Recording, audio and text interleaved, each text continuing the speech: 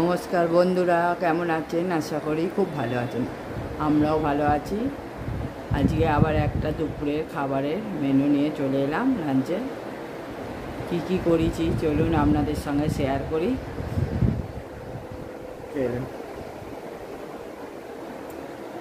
সোনা দেখেছেন কোথায় খোপচাতে শুয়ে আছে? ওই দেখুন, ওইরকম খোপচার মধ্যে শুয়ে থাকে ও, বল ওপরে, আর ওখানে একটু বাদেই দুষ্টুপনা করতে উঠে পড়বে, বুঝছেন তো? চলুন আর বেশিক্ষণ এদিক ওদিক না করে আপনাদের দেখিয়ে দিই। আজকে সব মাছের আইটেম।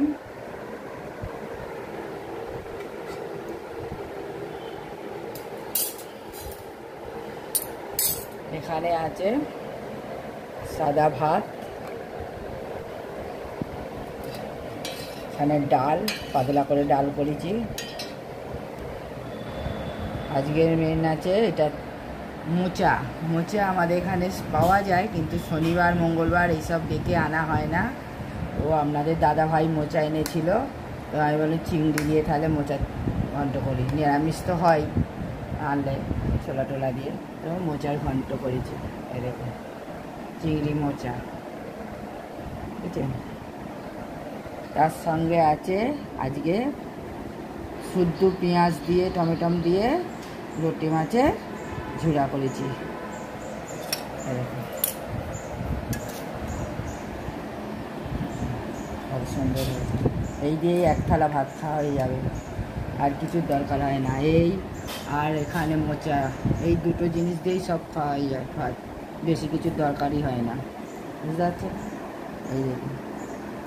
আর এখানে আছে ছোট ছোট পোনা মাছ এনেছিল, সেই পোনা মাছের ঝাল কালিয়া গোছের করেছি, দেখতে